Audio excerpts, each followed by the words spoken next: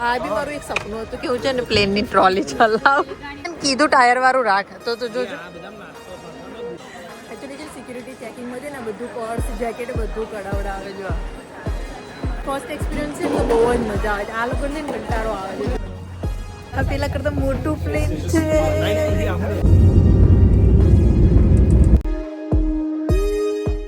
તું પ્રેન્ક કરીશ મારજો શું તારી મમ્મી સામે ઊભી જો એમનો પર્સ આમ કરીને ખેંચવાની ટ્રાય કરી બધું વિડીયોમાં જો આને આ તારો પ્રેન્ક બોલે હાજા આયા પાછળ મમ્મીને પર્સ ખેંચવા જઈશ બોલો મને હું કે મમ્મી જોડે પ્રેન્ક કરું મને કે અને એટલા તું પાછળ પડી ગઈ મેં તું જોઈ લીધો તને મમ્મી ગભરાઈ અંદર કશું હશે જ નહીં કે છે ને કશું છે જ નહીં મેં મમ્મી શોપિંગ કરી જો આનું અહીં આટલી જ થેલી મારી છે ખાલી આ બ્લેક કલરની ચપ્પલ અને બુટીઓ જો અહીંયા મને જોઈને લો ગાર્ડન યાદ આવી ગયું કેટલી બધી ઓક્સોડાઇઝની જ્વેલરી છે હું લઈ જાઉં દુકાન નંબર નહીં નવરાત્રીની બાર જો તમે છે ને શોપ કરવા આવો ને તો અહીંયા છે ને 10 ગણો ભાવ બોલે એટલે તમારે છે ને બાર્ગેનિંગ શીખવું પડશે મને છે નવરાત્રીનો એક શર્ટ ગમેલો એને છે ને 950 રૂપિયા કીધા પછી 500 રૂપિયા કીધા અને પછી હજી બી બોલાવે છે બટ હું છે ને જતી નહીં કેમ કે મારે હમણાં લેવો નહીં બટ એ લોકો છે ને પાછળથી તમને બોલાવે તમારે છે ને જતું રહેવાનું પછી એ લોકો તમને બોલાવશે રેટ માટે જો અહીંયા છે ને આવા પર્સ બી મળે છે એકની અંદર છે ને 3 પેકેટ આવે આ છે 300 રૂપિયાના મળે છે મેં બી એક બાય કરી છે અને અહીંયા બધા જ્વેલરીની શોપિંગ કરે છે એટલા મસ્ત મસ્ત બેગ મળે છે ને 350 300 અને અહીંયા કરજો આ એરિયાનું નામ છે ને બાપુ બજાર તો બાપુ બજારમાં આવજો શોપિંગ જેને કરવી હશે બાપુ બજારમાં ગોર ગોર 3 દિવસથી બાપુ બજાર જ થાય છે બીજું કશું નહીં થતું અમારે અહીંયા બધું સામાન થઈ ગયું લોકો વિચારે છે કે અમે ફ્લાઇટમાં લઈ કેમ ના જઈશું એમ દૂધ લેવાનું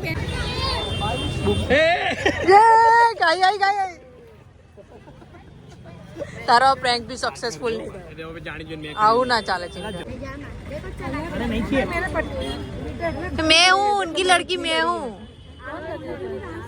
मैं खेलूंगी क्या खेल अरे हमने हाँ इसको दे दो इनकी शादी होने वाली है अभी साल बाकी है भाई मम्मी मम्मी चिंटू बोला સુન તમે આ બધું સામાન લીધો તો જેની ચિંતા નહીં તમે ઓક્સિડાઇઝની જ્વેલરી લીધી ના કોણે લીધી મેં ઓમરી લીધી ને એક નહીં જવાની દે વિમાનમાં એક બી બેગમાં ઓક્સિડાઇઝની જ્વેલરી અલાઉ નહીં આ તમે લઈ લેના આ મેલશો કઈ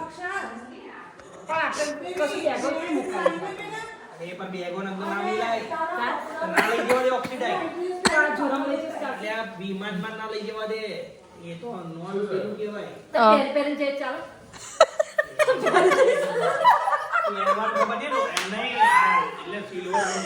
चिंटू प्रैंक करे છે બધા ઉપર જોઈએ એનામ ચાંદીમ ફરક થોડી ખબર પડે લે મારું ચાર્જમાં મિલ જાય કે પેરી પેરી જે ચીડી મૂક્યો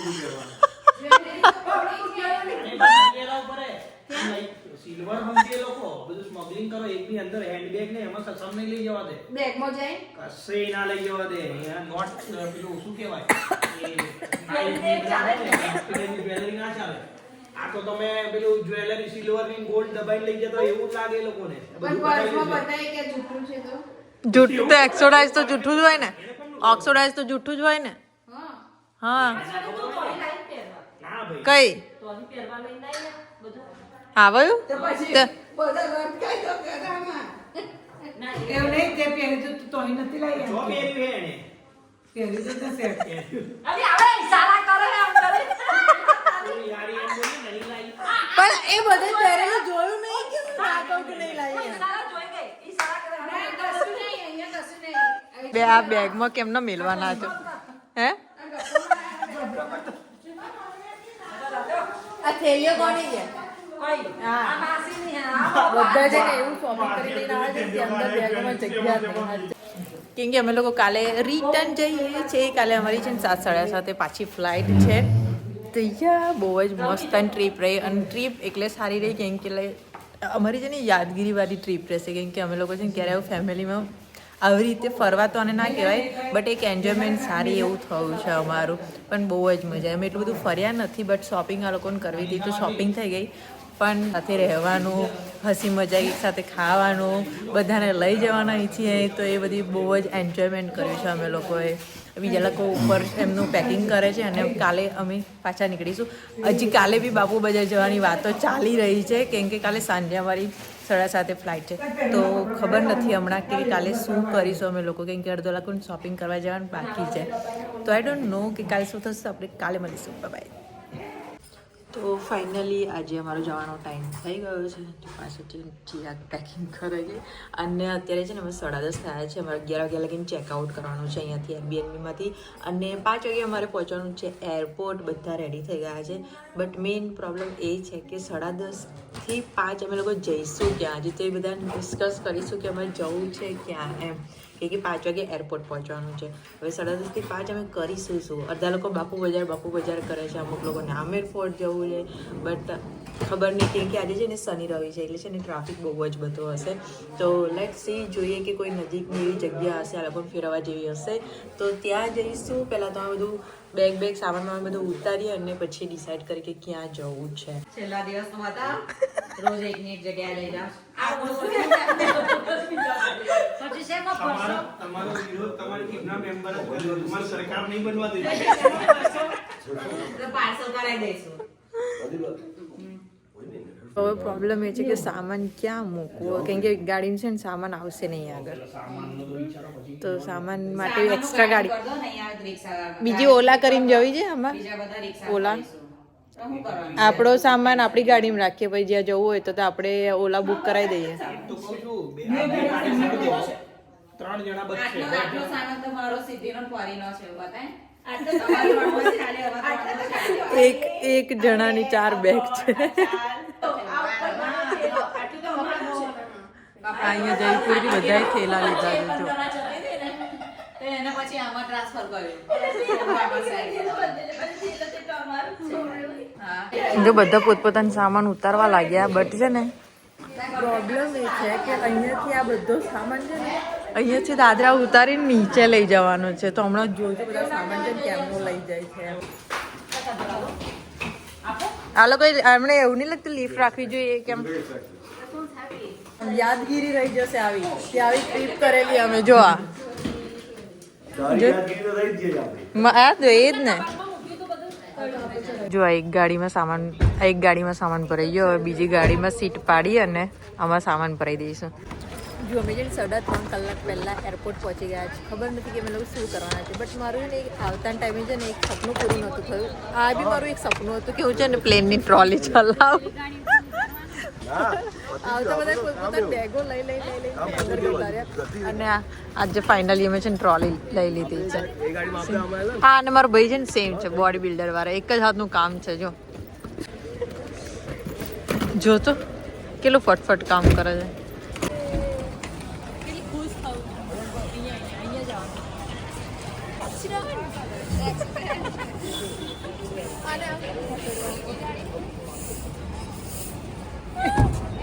મને નથી ખબર કે છે ને અને આમ દબાઈને ટ્રોલી ફેરવવાની હોય. પછી પ્રિયંકે મને કીધું કે દબાઈને પછી કામ છે ને. કેટલા નાના સપના હતા ને મમ્મી કે પ્લેનમાં જતા હોય ટ્રોલી લઈએ, બેગો મૂકીએ.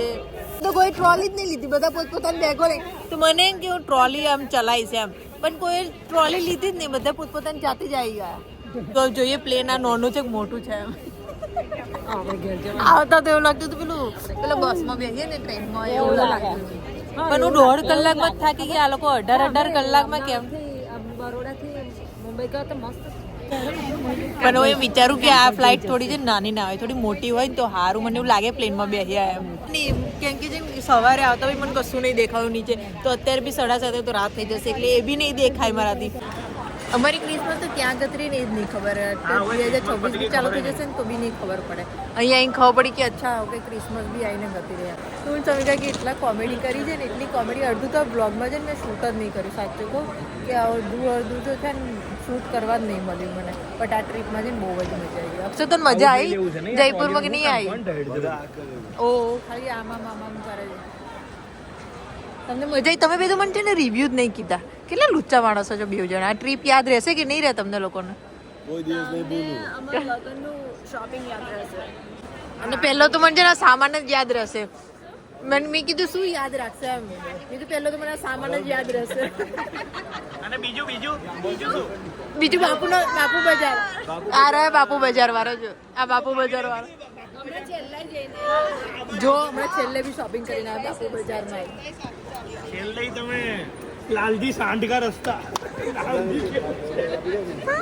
તો ફાઇનલી અમારો બોર્ડિંગ પાસ આવી ગયો છે આ મમ્મીએ જૂના ફાડીને ફેંકી દીધા હું મેમરીઝમાં રાખીશ મારા અને અમારું છે ને વજન અમારું અમે 3 જણાનું છે ને વજન ફૂટ્યું બાકી બધાનું છે ને વજન કમ્પ્લીટ આવ્યું તમને એવું લાગ્યું શોપિંગ થોડી વધારે કરી લીધી હોત આ લોકો એવું બોલે શોપિંગ થોડી વધારે કરી લીધી હોત ને તો બી ચાલશે પેલા કે હોય ને તો મૂકી દો તમારા મેં કીધું ભાઈ તમારી બીકના લીધે અમે શોપિંગ નહીં કર્યું વધારે એમ કીધું ટાયર વાળું રાખ તો જો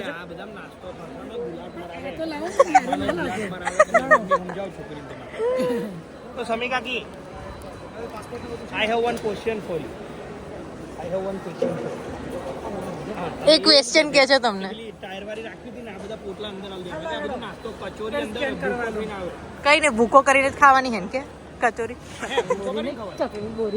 ચટણી બોરી મમ્મી આવ્યું સ્કેનર આવ્યું હું અહીંયા જઈશ મને બહુ મજા આવે આ બધી વસ્તુ કરવાનું સમીકા કે ઉભા રહેજો હા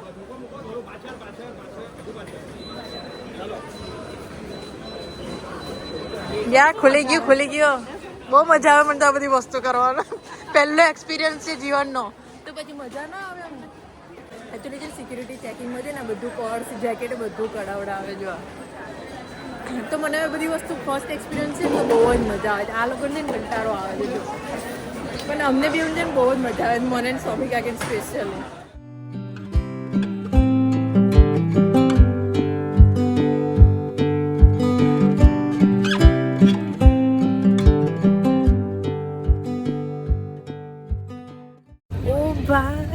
પેલા કરતા મોટું પ્લેન છે અહીંયાથી દેખાતું ક્યાં છે અહીંયાથી દેખાતું નહીં બરોબર બટ પેલા કરતા તો બહુ મોટું છે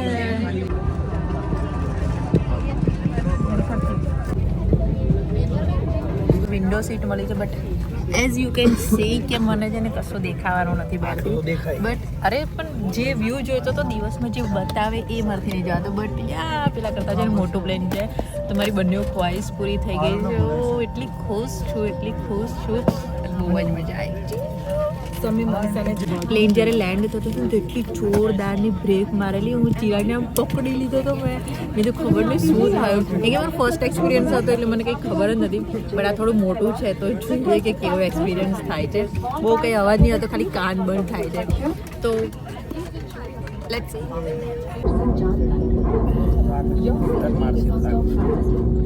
મારથી તો અત્યારથી જ કાન બંધ થઈ ગયા છે મારા અત્યારે આવતા નહીં અત્યારે જતા એટલી ફાટી પડેલી છે ને મારી કેમ કે આનો અવાજ છે ને કંઈક વધારે જ આવે છે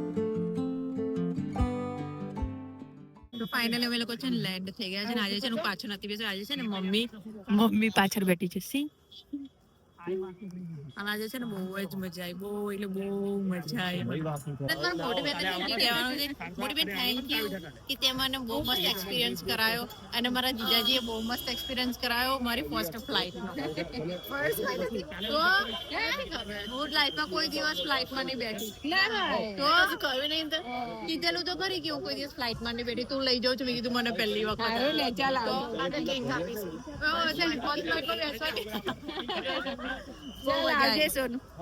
કાલ આવવાના ને તમે આવશો તો કરો ને તો અહીંયા જ તું આવજે સારસાઈ છું આવીશ ઘરે તો આવી હતી જ ને ઉદયપુર ગયા હતા તારે આયા હતા ગયા વર્ષે આયેલા.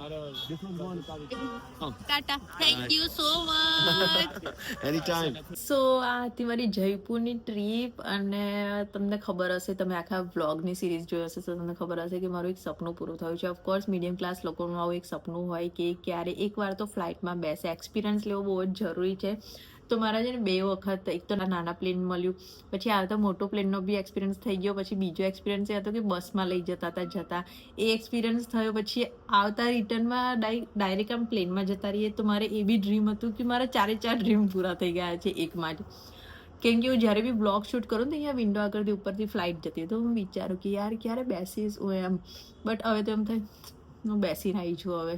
તો બી એમ જોઈએ તો એમ એવું ફીલ થાય કે બીજી વખત ક્યારે બેસીશું. કેમ કે ફર્સ્ટ એક્સપિરિયન્સ હતો, બહુ ગભરામણ બી થતી હતી કેમ કે ખબર નથી કે અંદર શું થાય છે એમ. તો બહુ જ સારો એક્સપિરિયન્સ રહ્યો મારી ફ્લાઇટનો. જયપુરની વાત કરું તો જયપુરમાં ફરવાલાયક બહુ બધી વસ્તુઓ છે. જો તમે ફરવા જ ખાલી જાઓ છો તો તમે બહુ બધું એક્સપ્લોર કરી શકો છો. બટ અમારા જોડે આખા 13 જણા હતા. એ લોકોને હેન્ડલ કરવા 5ને આમ જવું હોય, 4ને આમ જવું હોય, 3ને આમ જવું હોય.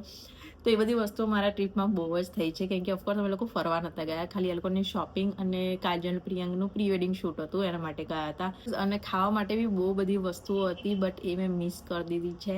કેમ કે જયપુરનું ખાવાનું ઓ માય ગોડ, કચોડી છે કે ઘેવર છે, તમે કઈ બી વસ્તુ લઈ લો, મરચાના ભજીયા છે, ઓ ભાઈ સાહેબ બહુ બધી વસ્તુઓ છે જયપુરમાં ખાવા માટે બટ એ બી મેં સ્કીપ કરી દીધી છે. So it's okay, next time જઈશું તો પાક્કું જયપુરનો સારો એવો બ્લોગ્સ બનાવીશ.